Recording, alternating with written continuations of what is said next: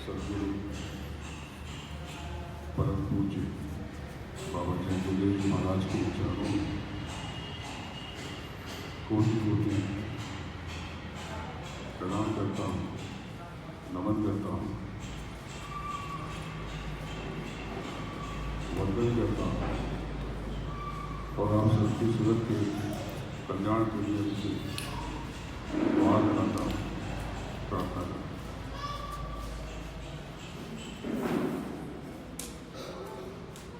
ऊपर के समस्त नदियों को प्रणाम करता हूँ।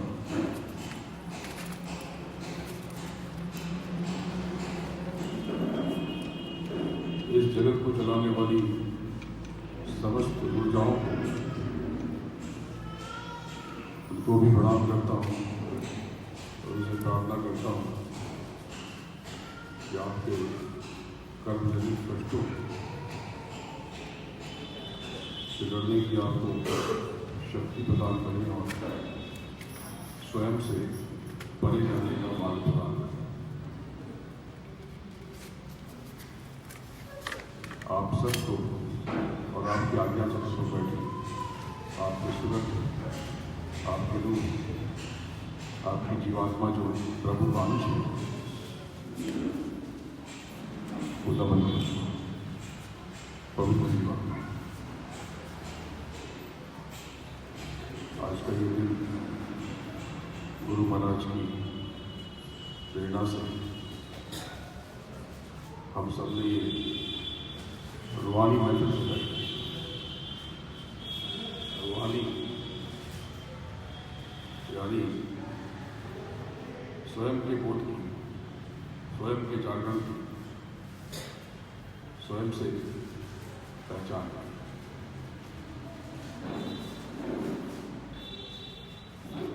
गुरु महाराज ने आप सबको अपने दैनिक शरीर में सदैव बताया कि आप उस परम चेतना का अंश हो जिसने ये पूरी कायनात रची। उस अनामी पुरुष गुरु महाराज की मौत सर्वत्र हमेशा सदैव हम सबके साथ। आज भी मुझे स्पष्ट महसूस हो रहा है कि उन्हीं की मौज यहाँ पर है और मुझे उनकी मौजूदगी की उपस्थिति महसूस हो रही है।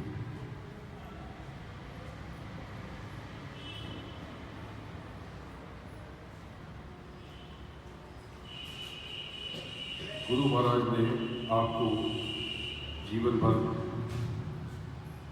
अपने भीतर जाने का मार्ग बताया, प्रेरित किया और मौतों को बांधा रखा।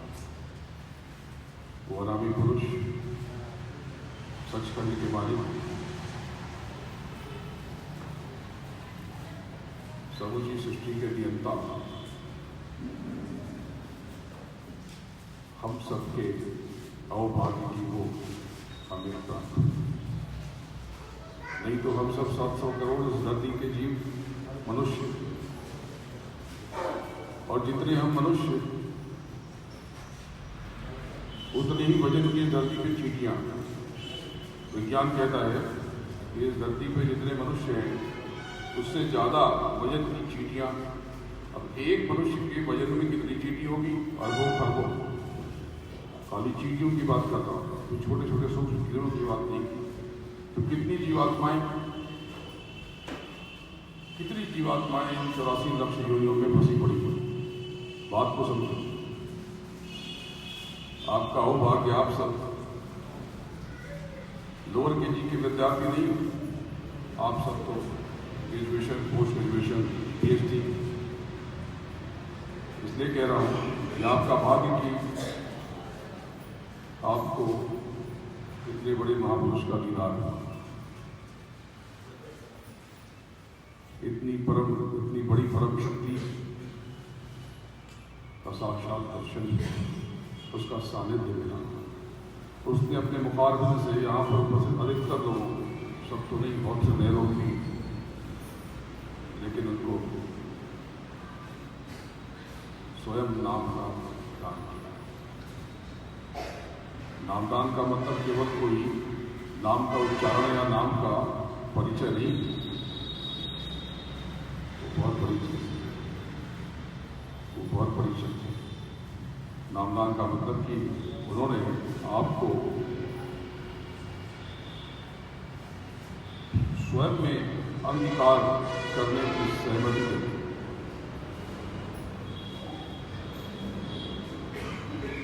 उन्होंने आपको स्वीकार किया। हमने भले ही उन्हें आगे बुरे मन से स्वीकार किया, लेकिन उन्होंने अपनी पूर्णता से, अपनी समग्रता से हमें अपने मिला। गुरु महाराज ने जीवन भर आपको बताया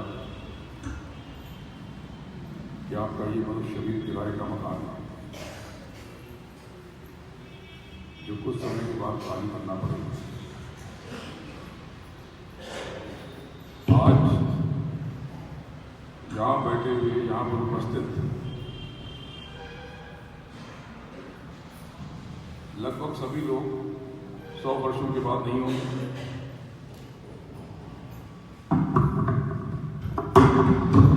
और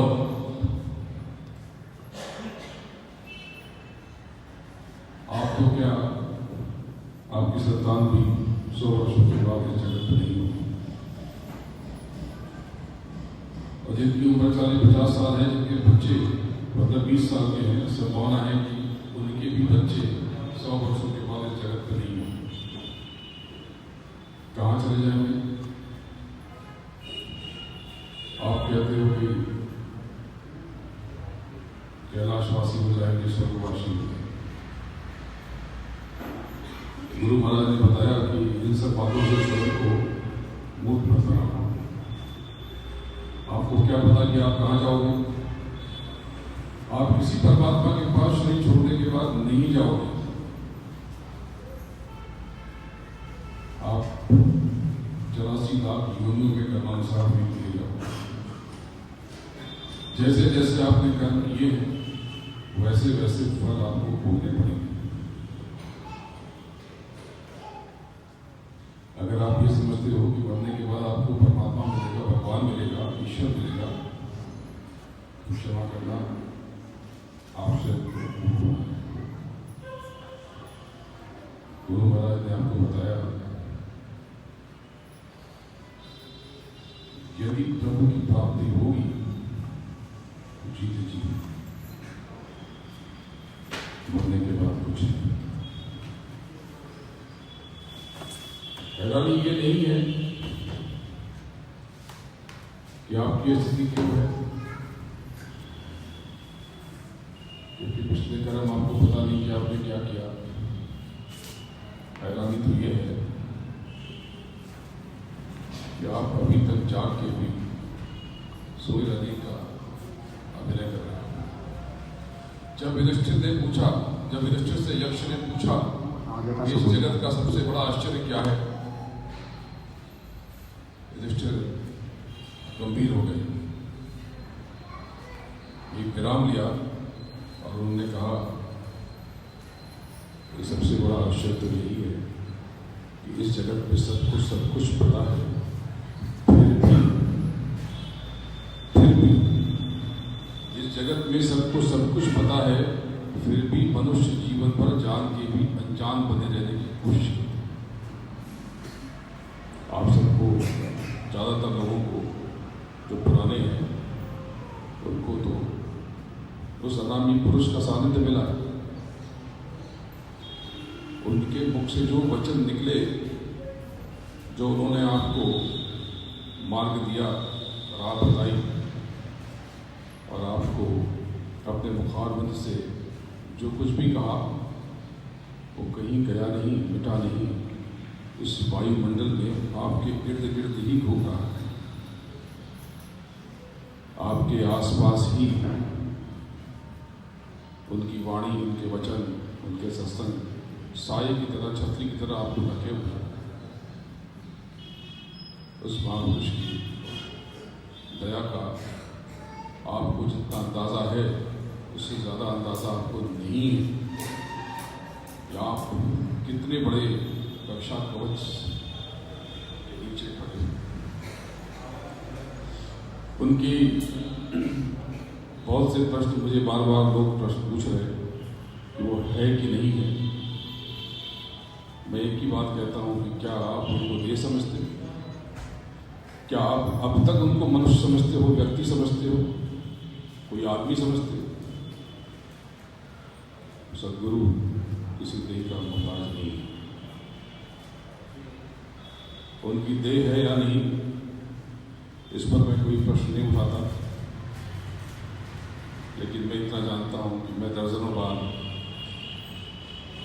उनकी दैहिक उपस्थिति को महसूस करता रहा आंतरिक रूप से। तो पूरे विश्व में मैं घूमता हूं, आपको जान के हैरानी होगी कि 10 लाख से भी ज़्यादा लोग पूरे विश्व में जिन्होंने गुरु महाराज के इस स्वरूप को देखा भी नहीं, वो जुड़े हैं और वो कहते हैं कि मैंने देखा। ऐसी बहुत सी घटनाएं मेरे साथ जुड़ी, ऐसी कई दर्जन किस्से और कहानियां मैं आपको सुना सकता हूं। और जो लोग मुझसे जुड़े उनको भी इस बात का पूरा एहसास है, आभास है। मैं तो कुछ हूँ नहीं, मैं तो उस मुर्शिद का, उस मालिक का, उस रहनुमा का एक दास, एक सेवक, उनके चरणों की धूल भी मैं नहीं। मुझे ज़रा भी वहम नहीं है। गुरु महाराज ने 5 मई 2012 को दर्जनों लोगों के सामने मुझे बुलवाया था मुंबई से, और उन्होंने बहुत से लोगों के सामने कहा कि तुम पश्चिम में काम करो। ये जो वस्त्र आप देख रहे हैं, ये तब भी जो पुराने लोग हैं वो मुझे जानते हैं। शक्ल बदल गई, हुलिया बदल गई, थोड़ा बूढ़ा हो गया, शरीर थोड़ा और पुराना हो गया, लेकिन उन्होंने कहा तो पश्चिम में काम करो। तो मुझे उनकी ये बात समझ में नहीं आई। उन्होंने कहा कि कब तक इस जगत में फंसे रहोगे, इस जगत के कर्म में अब लोगों को जगाने का काम करो। और जो मैंने कहा है लोगों को बताओ। तब से लेकर के आज तक थोड़ा संकोची स्वभाव का हूं, इसलिए पुराने प्रेमियों के बीच में नहीं आता, कम आता।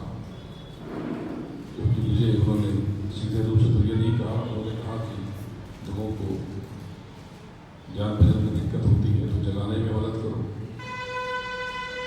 मैं इसका आशय नए लोगों से लेता हूं। हम सब बहुत बड़ी शक्ति है। आप सब ने जीवन भर पढ़ा कि आपकी आत्मा, जीवात्मा प्रभु का अंश है।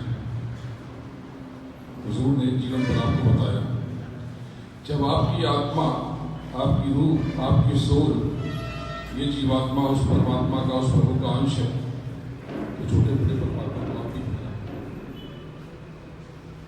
छोटे परमात्मा तो आप भी हुए, फिर आपकी ये दशा क्यों, दुर्दशा क्यों, ये कष्ट क्यों, ये तकलीफ क्यों? इसलिए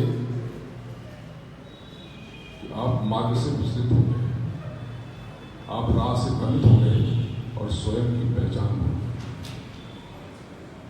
आप खुद को भूल गए, अपना परिचय भूल गए कि आप कौन हो, कहाँ से आए हो, कहाँ जाओगे, और न ही इन सवालों के जवाब को पाने के उत्सुक हो।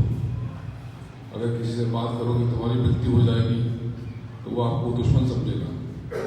हो सकता है गालियां भी दे और घर से निकाल भी दे और भविष्य में मिले भी नहीं। यही तो बात है कि जो युधिष्ठिर ने कहा, सबसे बड़ा आश्चर्य तो यही है कि मनुष्य जीवन पर जान के भी अनजान बने रहने की कोशिश करता है।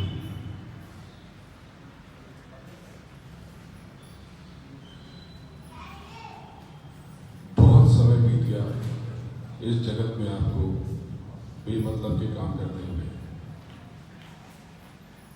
आप सुबह उठते हो, काम पे जाते हो, लौट के आते हो, सो जाते हो, फिर उठते हो। अनंतों जन्मों से आप यही तो कर रहे हो। अब तक करोगे ये सब, यही फंसे रहो, यही पड़े रहो। आप बार बार कहते हो कि जैसी गुरु महाराज की मर्जी, जैसी गुरु महाराज की मर्जी। क्या आप उनकी मर्जी की पालना करते हो?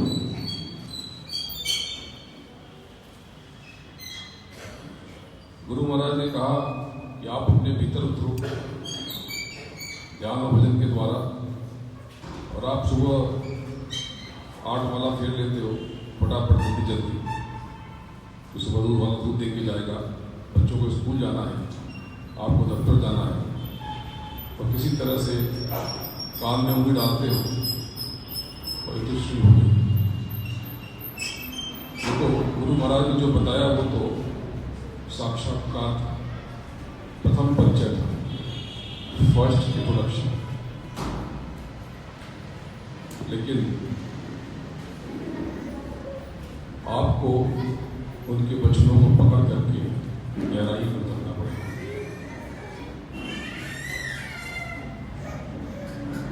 गुरु महाराज ने आपसे कहा कि आप सुमिरन करो, ध्यान करो, भजन करो।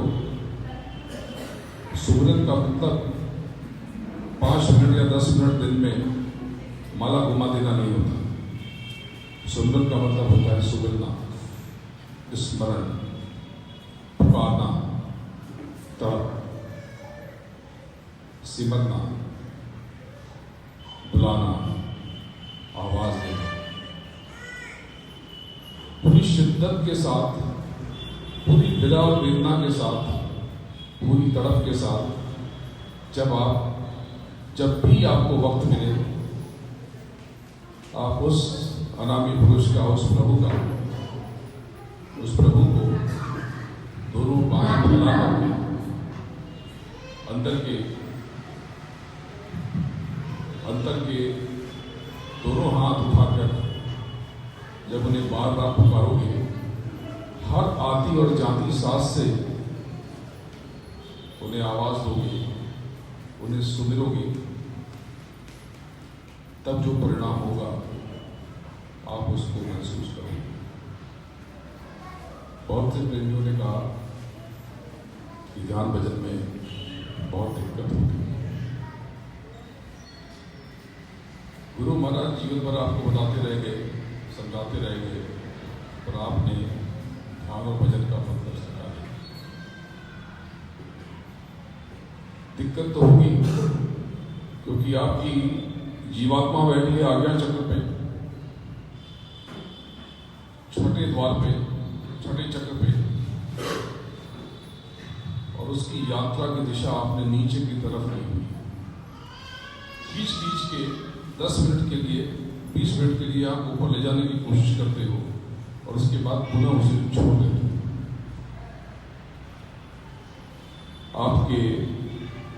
आपकी ऊर्जा की जो यात्रा है वो निचले चक्रों, आप कामना और काम में, स्थूल कर्मों में इतनी बुरी तरह फंसे हो कि आप आध्यात्मिक प्रयोजनों में भी, आध्यात्मिक कर्म में भी जुड़ता देखते हो, इतने जुड़े हुए हो, ये बातों को आज भी आप पूरी तरह नहीं समझ पाए। देखो,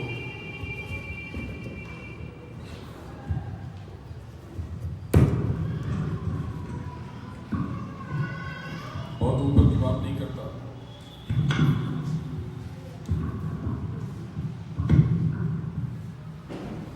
बहुत गूढ़ बात नहीं करता, थोड़ी सी बात आपसे करने आया हूं।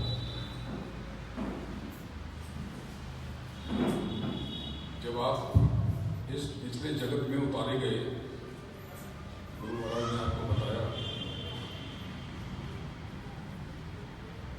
कि उन्होंने इस जगत के मालिक ने शक्ति को हुक्म दिया, उन्होंने कर्मों का विधान बनाया और आपको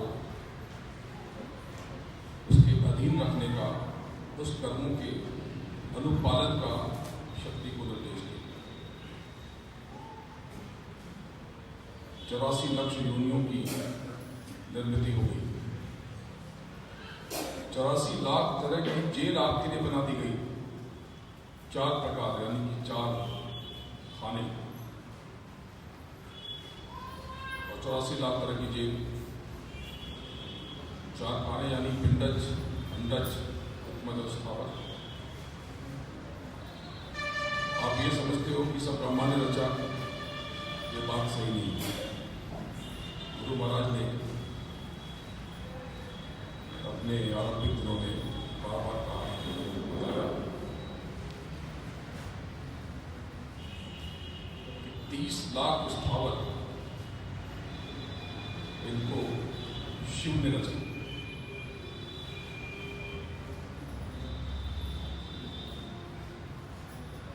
27 लाख उत्मच विष्णु ने रचे और अंडज 14 लाख जल के, 14 लाख फल के और 9 लाख जल के शक्ति ने रचे और पिंडज 4 लाख इन्हें ब्रह्मा ने रचा। बात को समझिए।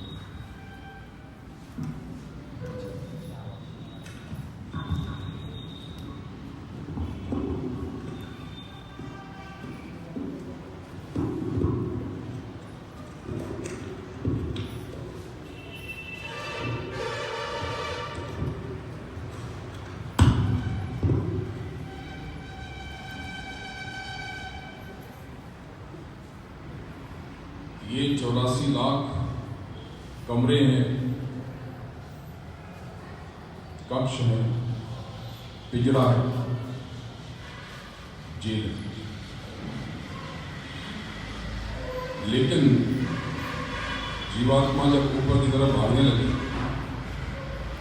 इतनी बड़ी ऊर्जा, उस परम चेतना का अंश जो स्वयं प्रभु तुल्य है, जब वो ठहर नहीं पाई, कर्मों के बड़ा अतरंगी विधान में आपको बांध दिया गया और आपसे कह दिया गया कि आप बिल्कुल जाना चाहो तो जा सकते हो, लेकिन आपको एनओसी चाहिए, नो ऑब्जेक्शन, अर्थात कोई लेन देन बचा नहीं, आप इस लेन देन से परे हो गए। इतना अतरंगी नियम, एक तरफ कीड़े बनाए, दूसरी तरफ हत्ती, एक बड़े बड़े जीव बनाए और कुछ सूक्ष्म, और उनका लेन देन निर्धारित कर दिया, उनका व्यवहार जोड़ दिया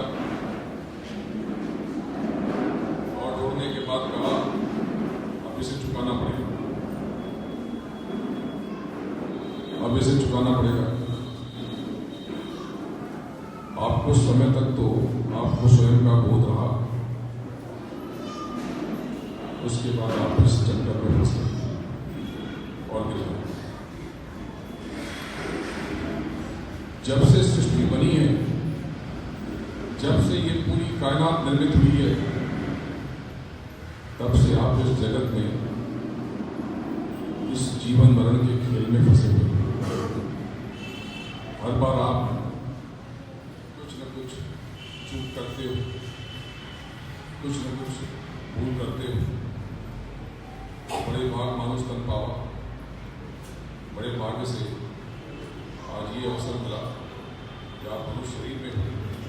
और इससे बड़ी बात, इन 700 करोड़ मनुष्यों में आप श्रेष्ठ, क्योंकि आपको ये मालिक ये नाम पूछो। और उन्होंने ज़्यादातर लोगों को तो यहाँ बैठे हैं, मैं देख पा रहा हूँ, तो अपने मुखारबंदे से इस जगत से निकलने का मार्ग बता।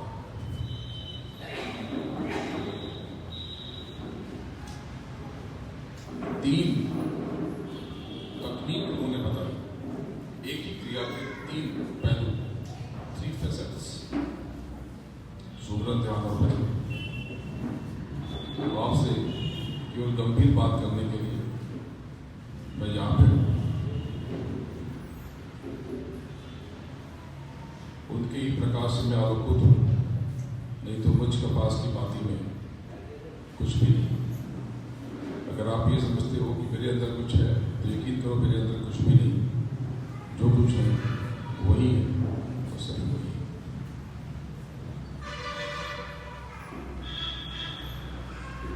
जब आप ध्यान, भजन और सुमरन पे बैठते हो, आप केवल ये माला लेकर के इसको हृदय की दृष्टि मत कर दो। जब आप सुमिर हो और खाली बैठे हो, आप कहीं जा रहे हो, बस में बैठे हो, रिक्शे में बैठे हो, आप घर में बैठे हो, टीवी देख रहे हो, अपने कुछ और कर्म कर रहे हो, जब भी आपको वक्त मिले आप सिमरते रहो, सुमिरन करते रहो, स्मरण करते रहो। जब आप प्रतिपल सिमरने लगोगे तो ध्यान रखना, आखिर में बहुत ऊपर का अनुभव, ये ध्यान और भजन, ये सब एक क्रिया बन जाएगी। जो अभ्यासी हैं वे जानते हैं, जो अभ्यास करते हैं इस बात को वो जानते हैं कि आखिर में, और जो अभ्यासी है खुले आंख और खुले कान से भी ध्यान और भजन कर लेते हैं। ध्यान का मतलब आंखें बंद करना नहीं होता। ध्यान का मतलब जन्म जन्म से, अनंतों जन्मों से जो आपकी असली आंख बंद हो गई है, उसको खोल। आप में से बहुत से लोग मेरे पास आते और कहते हैं कि मैं तो आंख बंद करके बैठता हूँ, मुझे कुछ दिखता नहीं। आपने ये बाहर की आंख बंद मात्र की, आपने अपने अंतर की आंख को खोलने का प्रयास नहीं किया। मालिक ने बताया कि दृष्टि रोको। आप में से बहुत से लोग इसमें सफल नहीं हो पाते। काफी लोग सफल होते हैं, लेकिन बहुत से लोग सफल नहीं हो पाते। मालिक ने कहा कि विचारों को परे हटा दो, विचार शून्य हो जाओ, और हमें सब जरूरी काम कुछ ध्यान और भजन में ही आना। उस साधना के समय, साधन भजन के समय ही याद आना। जब तक आप विचारों को, बेमतलब के विचारों को विराम नहीं दोगे,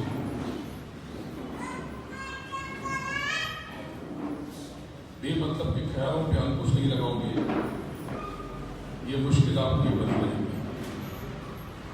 देखो, जीवन में सिर्फ एक ही मार्ग है।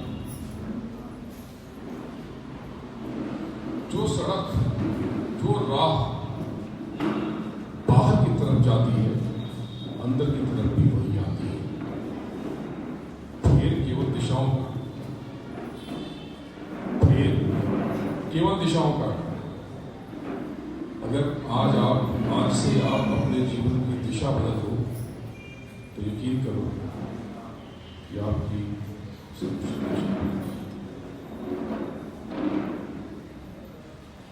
बाहर की यात्रा आपको वहीं का वहीं खड़ी रखती है। पूरा जीवन जी लेते हो और आखिर में पता चलता है कि आप कहीं पहुंचे ही नहीं। पूरी जिंदगी बिता लेते हो, सांसों की अनमोल पूंजी नष्ट कर देते हो और पाते हो कि आपने जीवन जहां शुरू किया था वहीं पर या उसके भी और नीचे आपने कर दिया। जीवन में पाया कुछ नहीं, और गिरा दिया। पुराने भोग मिटे ही न थे, नए लागू करो और जमाने अनजाने में तो इस बार फिर से उसी गफलत में मत पड़ना। थोड़ा जोर लगा लो, थोड़ी और कोशिश कर लो। आप अंतर में उतरो और देखोगे कि वो मालिक, वो अनामी पुरुष दोनों बाँह फैलाए आपका इंतजार कर रहा है। जब आप उसमें पूर्ण निष्ठा से उस पर यकीन करोगे, अंतर में उसकी तलाश करोगे, तो वो आपको मौजूद मिलेगा।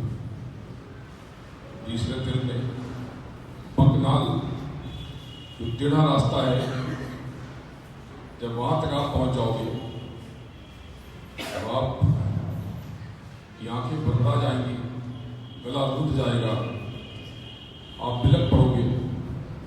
वो दयालु महापुरुष उस पकनाल पे, उस टेढ़े रास्ते पे आपका इंतजार कर रहा है। जब उस तीसरे दिल पे आप पहुंचोगे तब आप पाओगे कि जो बिंदु सूक्ष्म था वो विशाल और विराट हो गया।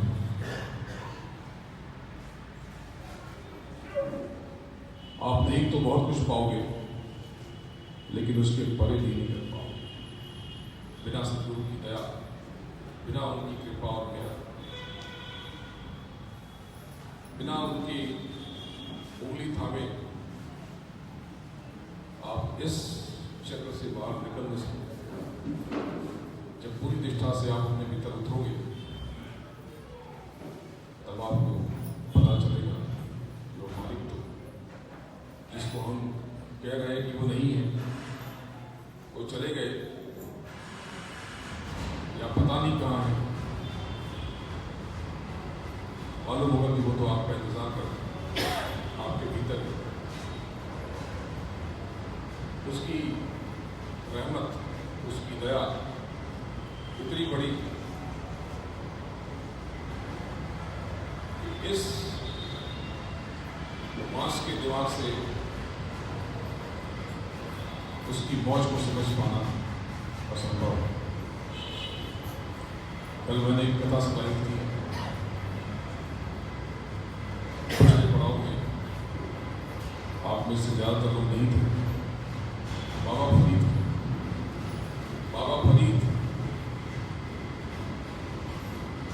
बहुत बड़े आध्यात्मिक रूहानी विचारक थे। जब वो बच्चे थे, बचपन में ही उनका प्रेम, उनका लगाव उनके गुरु से हो गया।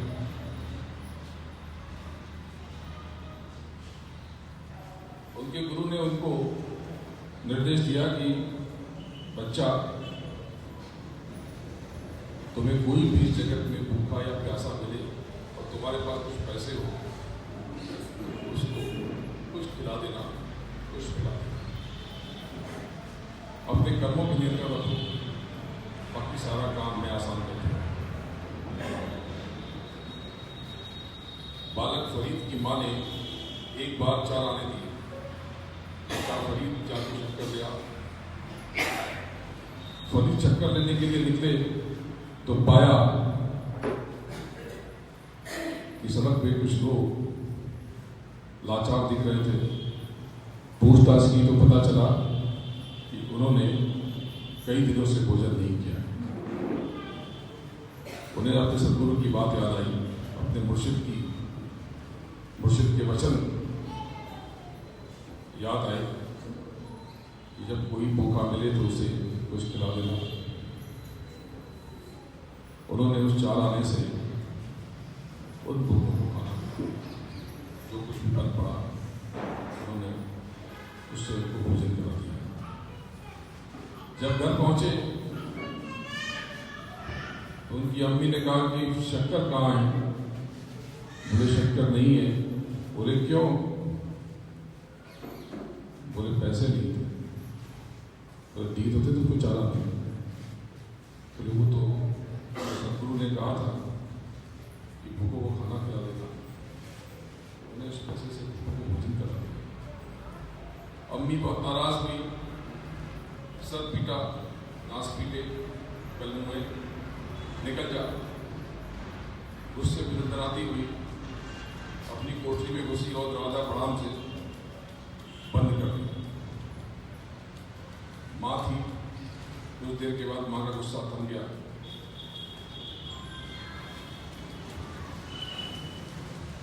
दरवाजा खोलने की कोशिश की तो दरवाजा न खुला। बहुत गौर से इस बात को सुनना। दरवाजा खोलने की कोशिश की, दरवाजा न खुला। थोड़ा जोर लगाया तो दरवाजे की झिरी से ढेर सारी शक्कर, कई किलो शक्कर अंदर आ गई। मम्मी घबरा गई। किसी तरह से ताकत लगा करके दरवाजा थोड़ा सा खोल पाई और बाहर आई तो देख के सर पकड़ लिया, हैरान हो गई। उसकी पूरी आंगन शक्कर से पटी पड़ी। चोर से घबरा के चिल्लाई, फरीद फरीद कहाँ है तू? फरीद दौड़ते हुए बाहर से आए और वो शक्कर के टीले पे चढ़ते हुए बोले, बोल मम्मी, बोल अम्मी क्या हुआ? बोले ये क्या है? बोले शक्कर। बोले इतनी शक्कर? तूने तो कहा था। बोले मैंने तो 1.5 किलो कही थी। फरीद ने मासूमियत से कहा कि अम्मी मैंने भी उससे 1.5 किलो ही मांगी थी, उसका पाव इतना बड़ा क्यों है? आपको नहीं पता कि सदगुरु का पाव कितना बड़ा है। उस महापुरुष की मौज कितनी बड़ी, कितनी अनूठी। वो जर्रे को भी आकाश बना देता, राई को भी पहाड़ बना देता। वो पल पल आपको निहार रहा है, पुकार रहा है। आप कष्ट में हो जरूर, बेचैन हो जरूर, लेकिन वो कष्ट बहुत कम हो गए। वो तलवार उस सुई की तरह आप भोग रहे और उसको भी आप कष्ट समझते हो, तो वो कष्ट भी आपके अपने पैदा किए। और आप कहते हो कि किसी परमात्मा ने आपके जीवन में दुर्भाग्य लिखा है। एक बड़ी अच्छी पंक्तियां हैं कि मैं ही सबब था आपके भी अपनी शिकस्त का, मैं ही सबब था आपके भी अपनी शिकस्त का, इल्जाम अपनी बात भी किस्मत के साथ।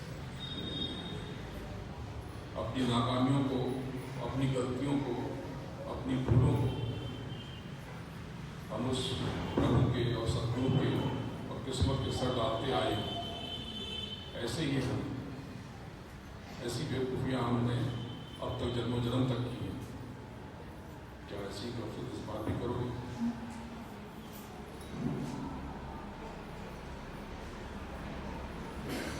याद रखो,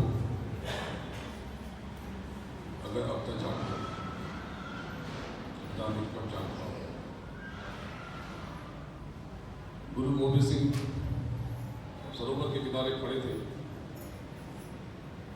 और एक पत्थर फेंका और अपने एक शिष्य से पूछा, ये पत्थर क्यों डूब गया? यानी ये पत्थर क्यों डूब गया? तो लोगों ने कहा, हुजूर ये भारी है, ये पत्थर ये डूब जाता है, इससे डूब गया। लेकिन उनके परम शिष्य जो अंतर यात्री थे, रूहानी यात्रा के मुसाफिर थे, उन्होंने गौर से देखा। बोले ना गुरु साहिब, मुझे तो सिर्फ एक ही बात समझ में आती है कि जो तेरे हाथों से छूट गया वो डूब गया। यानी कि गुरु महाराज, मुझे तो सिर्फ एक ही बात ही है कि जो आपके हाथों से छूट गया वो डूब ही जाएगा। जिसको सदगुरु नहीं मिले वो तो अभागा, लेकिन जिसने सदगुरु को पाके भी गंवा दिया उससे बड़ी टूटी किस्मत किसी की नहीं। एक दृश्य याद आता है कि गौतम बुद्ध का पार्थिव शरीर पड़ा हुआ था, अंतिम यात्रा की तैयारी चल रही थी, सब लोग शांत थे, सहज, सिर्फ आनंद जो उनके सबसे नजदीक रहा करते थे, उनकी देखभाल किया करते थे, उनके सवाल किया करते थे, क्या खाना है, क्या पीना है, कौन सी दवा, कब कौन मिलेगा, ये सब आनंद के जिम्मे था। वो आनंद जो बुद्ध के चचेरे भाई थे वो दहाड़ मार के रो रहे थे, विलाप कर रहे थे, छाती पीट रहे थे। बहुत से लोगों को ये घटना नागवार गुजरी, बहुत बुरा लगा, ये क्या तमीज है, ये क्या तरीका है। लोग आकर के किसी ने समझाया ये आप क्या कर रहे हैं, इस तरह से विलाप ये आपको शोभा नहीं देता। क्या आप भूल गए हुजूर के वचन, क्या आप भूल गए गुरु महाराज के कथन कि आत्मा न मरती है न पैदा होती है, वो कहीं नहीं है, यहीं पे है, कहीं गए नहीं, यहीं पे है हमारे आपके बीच। लेकिन आप इस बात को तो समझ न पाओगे अगर आप सत्संग सुना होता, अगर आपने साधना की होती, तभी आप ये समझ पाते। उनका व्यंग था ये, आनंद की हिचके रुक गई, आनंद का विलाप रुक गया, लेकिन सत्य रहे। फिर धीरे से बोले, सुनो मुझे भाषण देता, ये प्रवचन मैं तुमसे 12 घंटे ज्यादा दे सकता हूं, मैं तो इसलिए रो ही नहीं रहा। ये सदगुरु है या मर गया, जीवात्मा अजर है या अमर या मर जाती है, मरती है तो मरी जाए, क्या करूंगा मैं मरता का झंडा उठा करके। सुनो, मैं तो अपनी फूटी हुई तकदीर में, मैं तो फूटी हुई किस्मत पे रो रहा हूं कि जन्मों जन्म के बाद मुझे एक अवसर मिला था, एक महान अवसर, अमोलक पल, जब सदगुरु ने मेरी उंगली थामी थी और मैं चाहता तो उस उंगली को थाम करके मैं इस भवसागर से उतर जाता, पार पहुंच जाता, अपने परम तत्व को प्राप्त कर लेता। लेकिन मैं ऐसा भागा, मैंने इस अमोलक पल को पाकर भी गंवा दिया। अब आपको तय करना है कि आपको क्या बनना है, बुद्ध का आनंद या उस परमानंद को प्राप्त करना।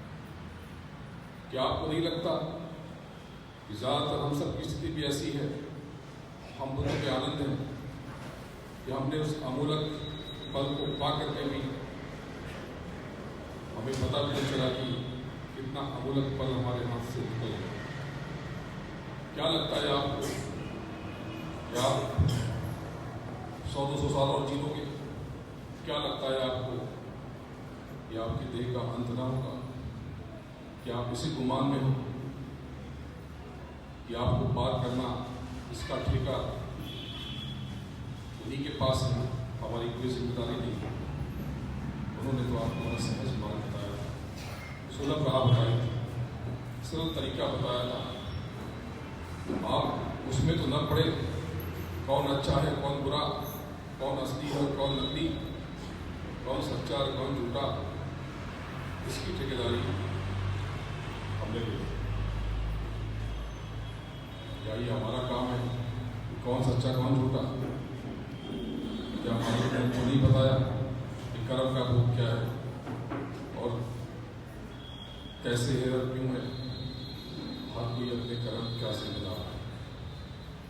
अगर आपने किसी को रोटी खिलाई, किसी भूखे को या किसी प्यासे को पानी पिलाया, तो यकीन करो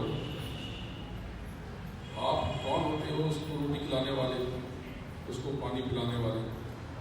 आपने तो सिर्फ अपने लिए हजारों लाखों रोटियों का इंतजार कर दिया, यानी आप सिर्फ अपने कर्मों के प्रति ही जिम्मेदार हैं। यदि किसी ने आपको एक तमाचा मारा और बदले में आपने एक तमाचा और रख दिया, फिर आप ये कहते रहे कि पहले तो उसने मारा, पहले तो उसने गाली दी, मैंने तो बाद में दी। क्या भूल गए उस मालिक के वचन? उन्होंने कहा था कि तुम सिर्फ अपने कर्मों के प्रति जिम्मेदार हो। तुम्हें क्या करना है तुम सिर्फ इसका निर्णय कर सकते हो। तुम सिर्फ कर्म कर सकते हो, फल पे तुम्हारा नियंत्रण नहीं है। यानी जिसने हमें तमाचा मारा, उस तमाचे के साथ ही निर्धारित हो गया कि उसको वो तमाचा लौट के किस तरह से मिलेगा, और आपने जो तमाचा खाया उसका सुखद परिणाम आपको कब और कितना मिलेगा। लेकिन बदले में जो आपने दूसरा तमाचा रख दिया,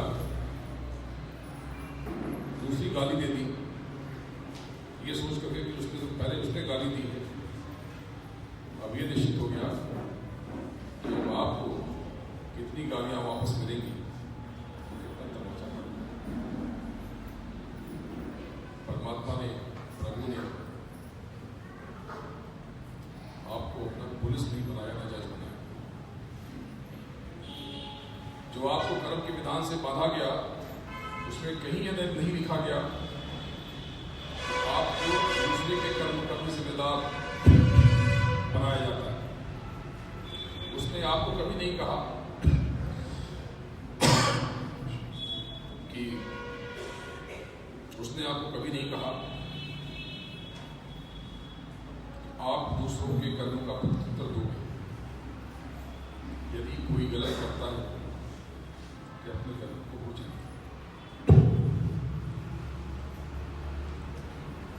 यदि कोई गलत करता है तो अपने कर्मों का वो जिम्मेदार। यदि किसी ने कोई भूल की है, किसी से कोई गलती हुई है, किसी ने कोई अपराध किया है, उसका कर्म उससे छिपा चुका, ये आपकी जिम्मेदारी। मालिक ने तो कहा है, अगर तुम सच्चे भाव से किसी छोटे को भी पूछोगे, तुम्हारा तो काम हो जाएगा। वो अपने कर्मों को जाने, जो पुराने हैं वो कहाँ फंस गए, मालिक ने तो सिर्फ अपने भीतर जाने। आप क्या कर रहे हो इसी विचार में? साफ साफ कह देता हूँ कि बहुत लोग पूछते हैं ये सच्चे या झूठे। मुझे तो उस मालिक का हर दीवाना सच्चा लगता है।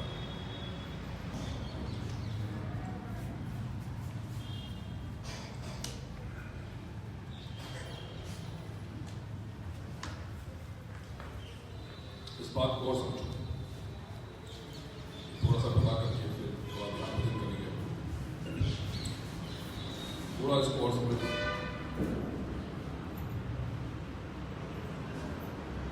आप यहाँ पर कैसे आए?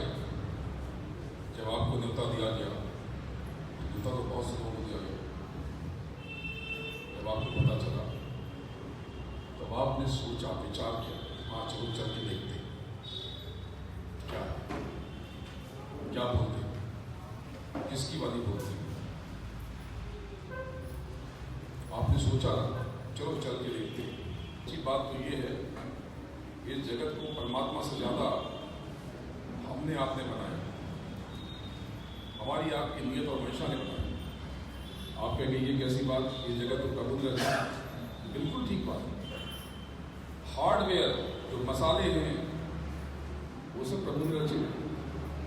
लेकिन समाज कैसा होगा, समाज सुंदर होगा, प्रेम करने वाला होगा, घृणा करने वाला होगा, मदद करने वाला होगा, उन्नति करने वाला होगा, पतन में जाने वाला होगा, ये तो हम ही तय करते हैं। अगर परमात्मा इस समाज बनाता तो पूरे विश्व का समाज एक जैसा हो। क्योंकि पूरे विश्व के मनुष्य एक जैसे हैं, रंग काला गोरा छोड़ दो। तो भोजन आपको बहुत प्रिय हो,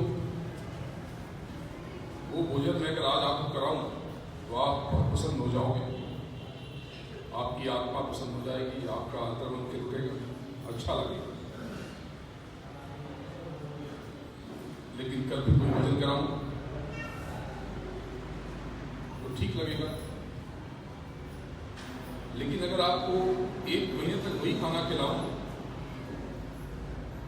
तो आप घबरा जाओगे, और 1 साल तक आपका वही प्रिय सुस्वादु व्यंजन कराऊं, भोजन खिलाऊं तो आप पागल हो जाओगे, घबरा जाओ, इंद्रियों के झांसे में पता। इंद्रियां हमारे भीतर है लेकिन हमारे शरीर का अंग नहीं है। यानी ये शरीर पंचभौतिक है, इंद्रियां भी हैं, अंतःकरण भी है, लेकिन अंतःकरण और इंद्रियां इस शरीर का हिस्सा नहीं। बड़ा झमेला तो ऊपर है। जो लिंग शरीर वाले हैं उनके शरीर में कौन से तत्व? उनके शरीर में तो 5 ज्ञानेंद्रियां, 5 कर्मेंद्रियां, 3 गुण और 4 अंतःकरण। इसी ने कहा कि बड़े भाग मानुष तक पाओ। लिंग शरीर वालों को भी जब मोक्ष मुक्ति दरकार होगी, वहाँ कितना बड़ा झमेला, आपका झमेला तो कुछ नहीं। जो आनंद होता है, जो सुख होता है, वो आपके भीतर है। कोई ऐसी घटना हो जाती है कि आप हंसने लगते हो, या कोई सिनेमा देखते हो, कोई टीवी पे कार्यक्रम देखते हो, कोई हंसी के क्षण आते हैं और आप खिला के हंसते हो, जबकि आपके जीवन में ऐसी कोई घटना नहीं हुई जिस पे आप हंसो, लेकिन फिर भी आप हंस देते हो। किसी का दर्द सुनते हो तो आपके आंसू निकल आते हो, जबकि आपके जीवन में ऐसा कोई दर्द नहीं आया। जब किसी कोई क्रोध करने वाली बात सुनते हो, आपको गुस्सा आ जाता है किसी और की बात से। ईश्वर के कमल की तरह व्यवहार आचरण कर दो, आपका काम हो। लेकिन आपको लगता है कि आप तो बड़े भाव में, बड़े कष्ट में हो। गुरु ने एक बार कहा था कि ठीक है, तुम्हें लगता है कि तुम बड़े कष्ट में हो, तो ये कष्ट में दूर कर देता हूं, लेकिन याद रखना, जब ये कष्ट दूर होगा आनंद भी दूर हो जाएगा। यानी ये सुख और दुख दोनों एक दूसरे के सिरे, एक ही धागे के दूसरे। ये रोग और स्वास्थ्य, ये मान और अपमान, ये प्रेम और घृणा, ये सब एक। मैं प्रार्थना करता हूँ हुजूर से, मालिक से, अपने सदगुरु से कि आपकी सारी मांगों को पूरा कर दें। लेकिन तुमको एक और लिस्ट बनाओ पहले, और उसमें ये लिखना कि आपको क्या क्या इस परमात्मा ने सदगुरु दिया है, इसकी कृपा आपके ऊपर कितनी है। उसमें पहले ये लिखना कि आपके पास स्वस्थ मस्तिष्क, क्योंकि दुनिया में पागल लोग भी होते हैं। आप ये भी लिखना कि आपकी 2 आंखें हैं जिनसे आप देख पाते हो, वरना इस जगत में अंधे भी हैं। आपके पास 2 कान हैं, आप सुन पाते हो, वरना इस जगत में बहरे भी हैं। आपके पास एक जिह्वा है, जुबान है, जिससे आप अपने भाव से प्रदर्शित कर पाते हो। नहीं तो इस जगत में गूंगे लोग भी हैं जो अपनी बात चाह नाम के ही सही रिश्तेदार हैं। मैंने ऐसे भी लोगों को देखा है जिनका कोई सगा नहीं है। आप ये भी लिखना कि आपको खाने को मिलता है, 2 बार 2 जून की रोटी मिलती है। मैंने तो इस जगत में ऐसे ऐसे देशों में ऐसे ऐसे लोगों को देखा है जिनको हफ्ते में 2 बार भी खाना नहीं मिलता। आप ये भी लिखना कि आपके पास मित्र हैं जो जरूरत पड़ने पे आपके साथ खड़े हो जाते हैं, और ये भी लिखना कि आपके पास शत्रु भी हैं जो आपकी आंतरिक क्षमता में वृद्धि करते हैं। शत्रुओं को बुरा मत समझना, शत्रु बहुत काम के होते हैं। अगर आपके जीवन से शत्रु निकल जाए होता है, इसीलिए जो आराम करता है उसका शरीर रुग्ण हो जाता है, बेकार हो जाता है। उसको और समझो तो एक बार एक राज्य में शिकायत आई राजा के पास कि पक्षी फसल नष्ट कर देते हैं। राजा ने पता लगाया, बोले बहुत पक्षी हैं। बोले क्या किया जाए? तो किसी बेवकूफ मंत्री ने उनको सलाह दी कि महाराज इन पक्षियों का वध कर दिया जाए। शिकारी लगा दिए गए, देश से चुन चुन के पक्षियों को मार दिया गया। लंबी लंबी फसल हुई, और जब अंदर खोला गया तो दाने खाली। जब आप लिस्ट बनाओगे तब आपको खुद पे शर्म आए, इतना कुछ दिया है मेरे सतगुरु ने, इतना कुछ मुझे मिला है, और मैं नादान, मैं मूर्ख, मैं पागल ये समझ रहा था कि मैं कष्ट में हूँ, संघर्ष में हूँ, अभागा। जिसके जीवन में संघर्ष नहीं होता उसके जीवन में न चमक होती है, न खनक, न आनंद, न सुख, न नृत्य। जो लोग यहाँ पर बैठे हुए जिन्होंने आंतरिक यात्रा तय की वो भी जानते हैं, जिन्होंने बाहरी यात्रा तय की वो भी जानते हैं, उन्हें जो कुछ भी हासिल हुआ है वो संघर्ष से हुआ है। और आप पाओगे कि आपके जीवन में प्रकाश निकलने लगा, वो महाशब्द नृत्य कर रहा है, वो महानाद झूम रहा है, और वो शब्दों का प्रपात आपकी तरफ सैलाब की तरह आ रहा है। जब आप भजन में बैठोगे तब पाओगे कि ये क्या है, ये सारे के सारे शब्द मेरी तरफ ही चले आ रहे हैं, जैसे मैं ही इनके केंद्र में हूं।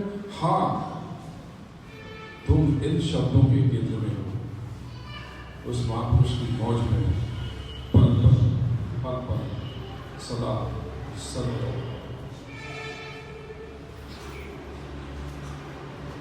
उस परम चेतना की मौज इतनी गहरी है, उसने आपको छोड़ा नहीं, तो सदगुरु का रूप धर के आपके बीच आ गया, आपको भोजन दिया।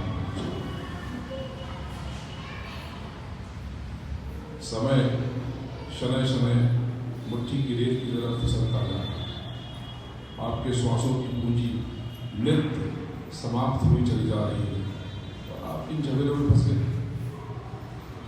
आपके हाथ में चाबी आ गई और ताले के सामने खड़े हो, इस बात का इंतजार है आपको, क्या भूल गए हो? इन चक्करों में आपने खुद को करवा कर रखा है। अब भी देर नहीं हुई, जाग जाओ। इस जगत में ये झूठे रिश्ते नाते ऐसा है क्या? छोड़कर संसार जब तू जाएगा, कोई न साथी तेरा है, चंद दिनों का डेरा, हंस उड़ जाएगा।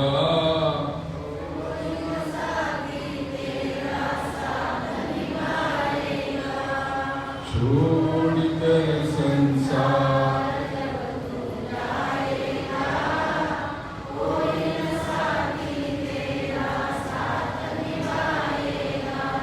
इस पेट भरने के खातिर,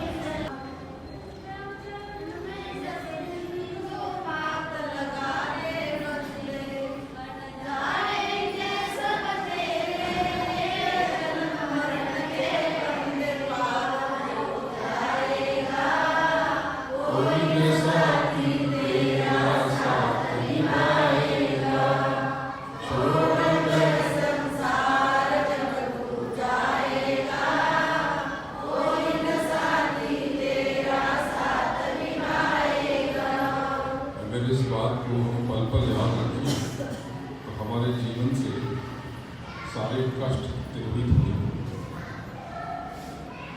सारे कष्ट मिटने लगे।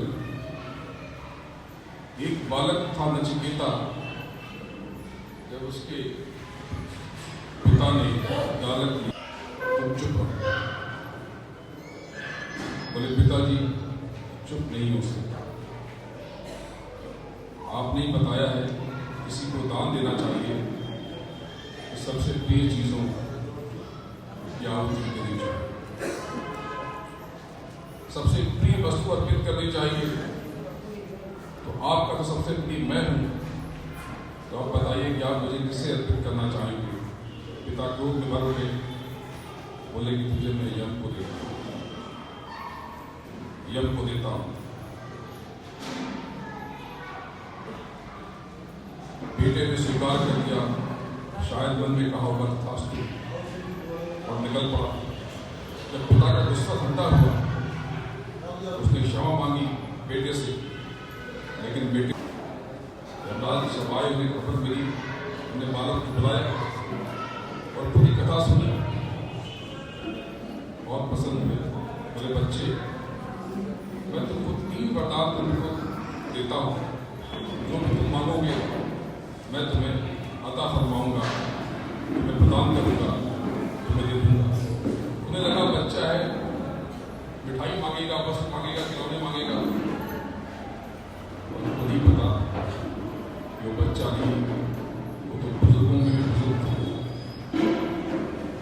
हम सब बूढ़ों में अक्सर आपने बच्चे भी देखे होंगे, और हर बच्चे में कहीं न कहीं कोई न कोई बूढ़ा भी होता है।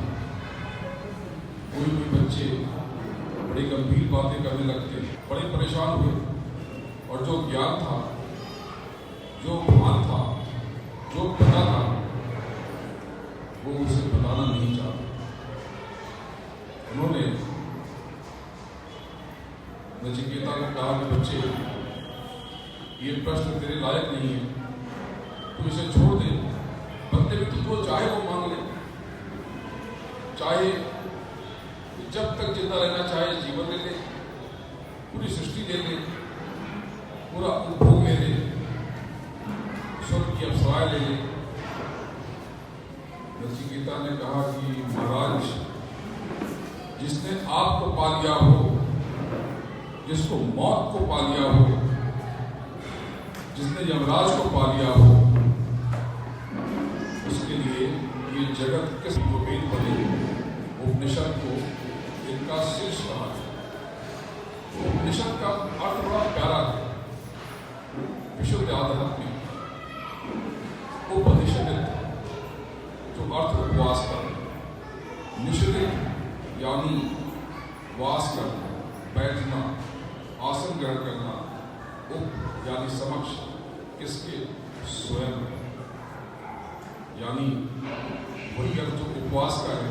उपवास का अर्थ अनशन नहीं है, उपवास का अर्थ वास करना स्वयं में, अपने भीतर, स्वयं के समक्ष, यानी कि ध्यान में भजन। असली उपनिषद, असली उपवास वही है जो मालिक ने आपको बताया, ध्यान में भजन। जब पल पल आप ध्यान करोगे, देने वाली प्रार्थना जरूर करना। सदगुरु के चरणों में, उनकी विरह वेदना में रो देने वाली, सिसक के पुकारने वाली प्रार्थना जरूर करना। जब आपके हृदय में तड़प पैदा होगी, विरह पैदा होगा, आपको जब उनकी याद बहुत आएगी, यकीन मानिए आपकी साधन भजन उन्नति और ज्यादा होगी, बहुत ज्यादा। उसमें तो और बताऊंगा अगली बार जब अभी फिलहाल ध्यान कर, पहले 2 मिनट ध्यान करते हैं और थोड़ा भजन कर लेंगे। तो पुराने लोग जाते तो पुराने दिन में सबको पता है। आपको जागरण उस परमात्मा प्रभु की, उस सदगुरु की उंगली को थाम कर जो उन्होंने शब्द शब्द कहा है, उस शब्द शब्द का पालन करो। और जितना समय दे सकते हो, जब वो दैहिक रूप से आपके बीच में विचरते थे, तब जो दया मिलती थी, बंद नहीं हुई। इस झांसे में पता उनकी दबा की दया नहीं, उनकी मौज नहीं, शरीर नहीं, गुरु शरीर होता ही नहीं। तो ये कहते हैं कि उनका शरीर नहीं है, मैं इस बात को नहीं मानता, क्योंकि मेरे लिए गुरु देह नहीं, व्यक्ति नहीं। मैं अपने मालिक को, अपने मुर्शिद को, और तरह तरह के विचार आएंगे, जो बातें कभी याद नहीं आई, ये इस ध्यान और भजन में जरूर आती है, लेकिन आपको उन्हें फेंक देना, हटा देना, उनको छोड़ देना। और जैसे ही आप इन विचारों को हटाओगे, दृष्टि को एक बिंदु पे केंद्रित करोगे, रोकोगे, समय समय आपको इसके पीछे किसी बिंदु का आभास होगा, किसी काले धब्बे सा कोई चिन्ह दिखेगा, कोई निशान। दृष्टि को रोकना और सीधे देखते रहना। जब ये अभ्यास आप करोगे नियमित रूप से, तो बाकी की मौज को इनकी हो जाएगी। बस 2 मिनट।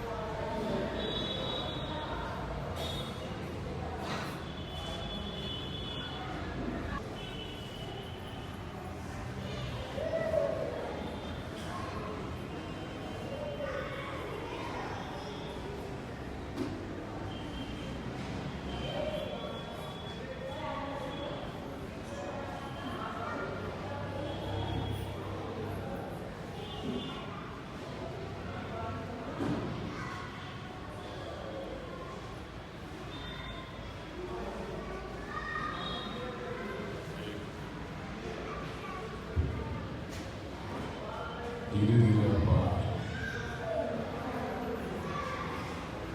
तो ध्यान से और प्रेम से, कभी भी तुरंत झटके से आप कभी बहुत आगे तक जाने में सफल होगा, लेकिन बहुत से लोग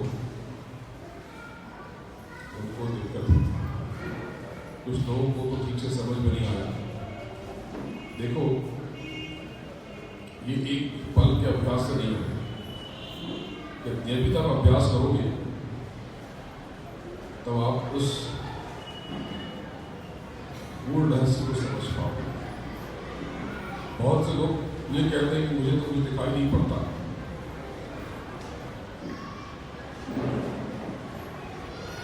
आपको इसकी चिंता नहीं है। गुरु महाराज ने कहा कि आप इसकी फिक्र करो ही मत कि आपको दिखाई नहीं पड़ता या सुनाई नहीं पड़ता। आप बैठे बिना मतलब बहुत सारी चीज़ों में समय लगाओगे।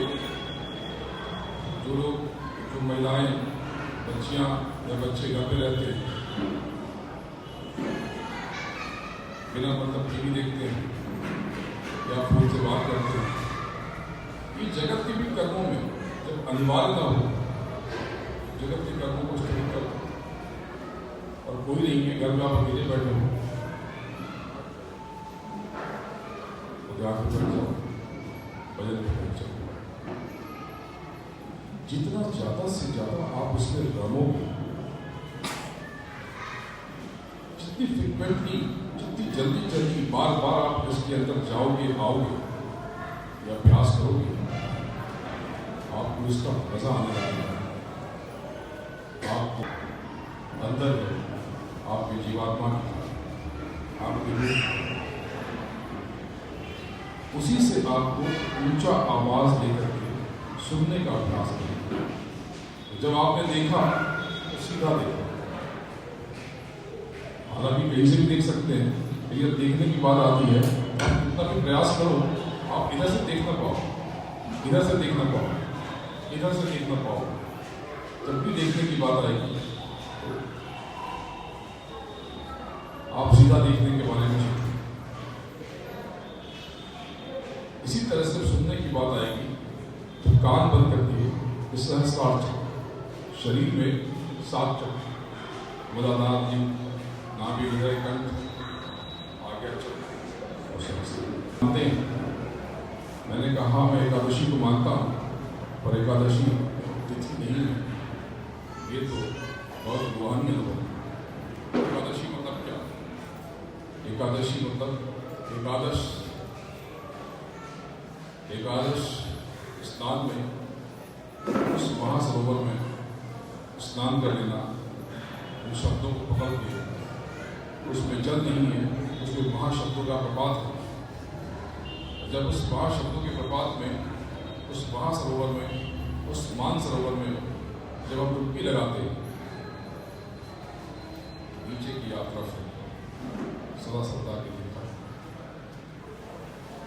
वापिस आवागमन से एकादश जो अभ्यास और 11 हुआ एकादश बड़े सूक्ष्म, बड़े गहरे विषय है, इसकी चर्चा करिए एकांत में करिए और चुपचाप। अभ्यासी है वो तो बहुत कुछ जानते हैं, और जिनका अभ्यास थोड़ा कम है, थोड़ा प्रयास करें ये सब बातें को स्वयं जान लें। गुरु महाराज ने कोई पुस्तक आध्यात्म की बनवाई नहीं, ऐसे डायरी वाली छपी उनकी अलग बात है, पत्रिकाएं निकलती हैं, लेकिन वो चाहते तो पूरे आश्रम में लाइब्रेरी बन सकती। उनकी प्रेरणा से शुरू हुई थी, पर हुजूर ने आश्रम की तरफ से कोई भी ग्रंथ, आध्यात्म की रूहानी बातें उन्होंने नहीं छपवाई। क्यों? प्रश्न है क्यों? क्योंकि हुजूर आपको पंडित बनाना नहीं चाहते, वो बिल्कुल नहीं चाहते थे कि आप दूसरों के लिखे ज्ञान को रट ले और अपने बच्चों को सिखाए, वो उनके बच्चों को सिखाए और बड़े बड़े पंडित पैदा हो जाए। सारे नेत्रहीन पंडित जिनकी ना आँख खुली, जिन्होंने न उसका मन हो जाना, बंद आंखों से ही उन शब्दों का, उन बातों का, उन तथ्यों का बखान कर दिया जो किसी ने खुली आंख से देखी थी। तो यदि आपके इस भुसावल शहर की बात करूं,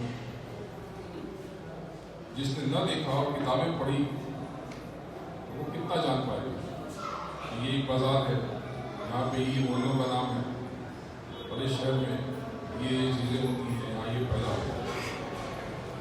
लेकिन जो यहाँ रह लेगा या जो आता जाता रहेगा उसको छोटी छोटी गलियाँ भी पता, छोटे छोटे मोहल्ले भी पता होंगे, बहुत सारे लोगों से पहचान होगी। तो इस शहर को जी रहा, ये यात्रा से संभव है, अंतर यात्रा से संभव है। आँख खोलने से उसको फैला लें, उसको छांटने की कोशिश करें। जैसे चावल साफ किए जाते हैं, दाल साफ की जाती है, दाल अलग कर दी जाती है, उसमें से अलग अलग प्रकार की कुछ वस्तुएं हैं उसको अलग कर दिया जाता है। आप ऊंचा ध्यान दे करके उसको फैला लें उन शब्दों को, और हर शब्द, हर धुन, हर प्रकार के नाद को जीने की कोशिश करें। उसको अपने भीतर समाहित कर दें या स्वयं उसमें समाहित करें। जब आप उन शब्दों को पकड़ेंगे तब आपको उनका स्पर्श बड़ा शीतल लगेगा, बड़ा सुख मिलेगा, जिससे चाहे उससे बनकर, इससे बनकर, इससे इससे इससे इससे, और ये बंद करके जब घर में ध्यान भजन करना, एक कपड़ा डाल दो। इससे क्या होता है? इससे गुरु महाराज कहते थे कि इससे एकांत है। जैसे आप कमरा बंद कर लेते हैं, अब आपके पास छोटे घर हैं तो अलग से कमरा करना हो तो क्या करो, ये कमरा बंद। और दूसरा कारण ये भी, ये जो आंखों के ऊपर का जो आंख भजन कर रहा है,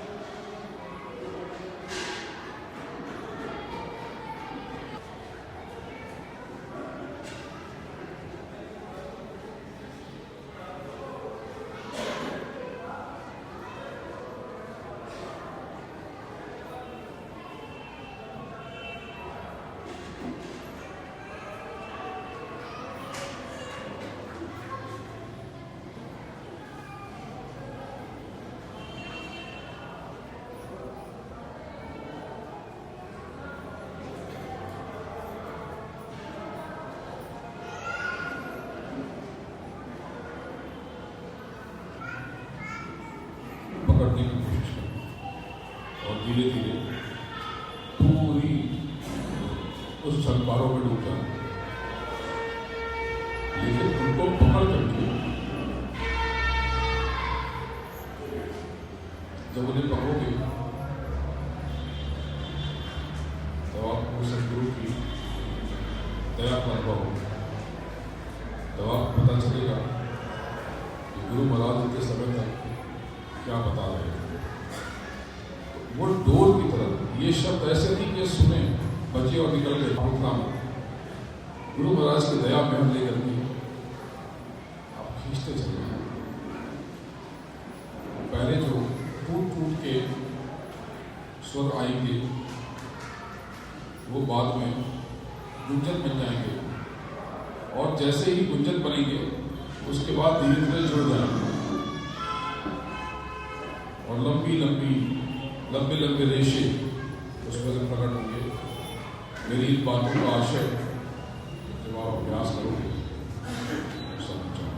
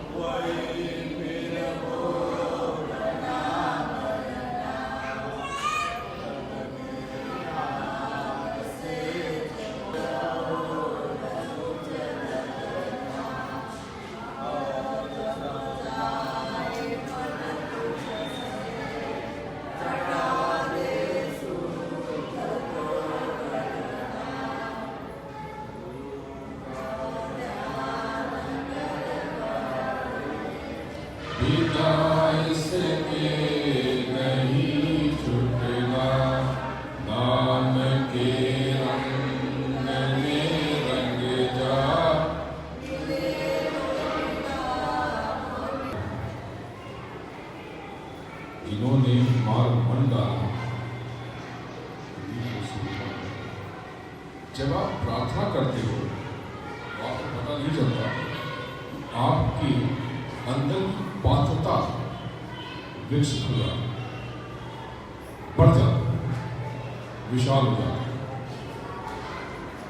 कभी भी साधना में जब रुकावट आए तो आप थोड़ी सी प्रार्थना, कोई जरूरी नहीं है कि आप जोर जोर से आप गाना गाओ।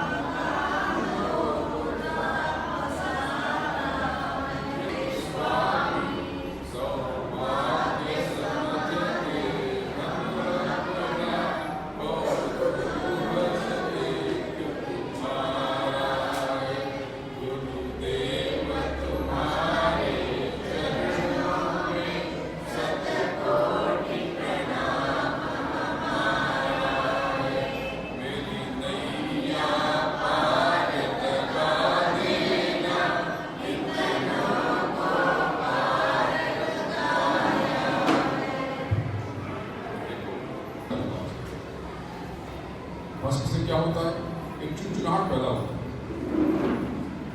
ये मन तो इतनी मामूली सी तरकीबों से दब जाता है।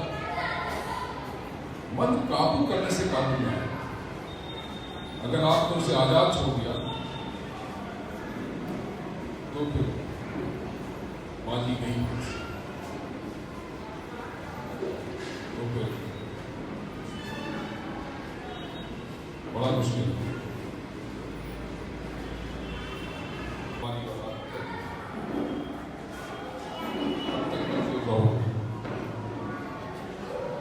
कब तक निर्मल बने रहोगे जबकि आप उसका अंश हो, आप उसका हिस्सा हो, उसका टुकड़ा हो। आपके भीतर वही बह रहा जो उसके भीतर। आप स्वयं की पहचान करो, अपने भीतर उतरो, सदगुरु की गुरु महाराज की आपको अपनी अंतर यात्रा को नियमित रूप से हाजिरी लगाओ, रोज दस्तक दो, रोज बुहार। आपके जीवन में बहुत से अभाव हैं, बहुत से कष्ट हैं। मुझे पूरा यकीन है आज यहाँ से आप सब खाली हाथ नहीं, आप मालिक गुरु महाराज की सद्गुरु की दया और कृपा लेकर जाए। तो आप ऐसा करें कि दोनों हाथ फैलाकर आंख बंद करके, अगर आपके जीवन में कोई कष्ट हो, कोई परेशानी है, तो आज यही छोड़ दें। आप सब प्रार्थना करते हैं, कैसे करते हैं? हे गुरु महाराज, मेरी ये बीमारी खत्म हो जाएगी, मेरी ये विकार दूर हो जाएंगे, मेरी ये समस्या समाप्त हो जाएगी। आप यकीन करना, यकीन करो, जब इस भांति आप उनसे गुहार लगाओगे, आपको उसमें बहुत लाभ, बहुत राहत, आपको बड़ी कृपा मिलेगी और उनकी दया का आप साक्षात अनुभव कर सकते हैं। तो आप हाथ बंद करके आपकी जो भी कष्ट है, दोनों हाथ फैला कर अपने अंदर के हाथ विशेष रूप से जय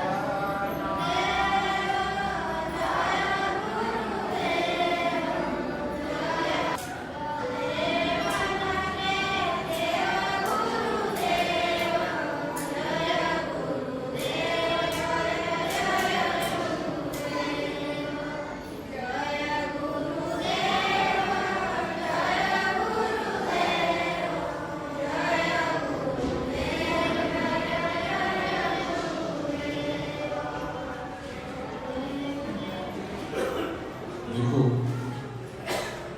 आप सब घर बना लो, जरूर आपके यहाँ पे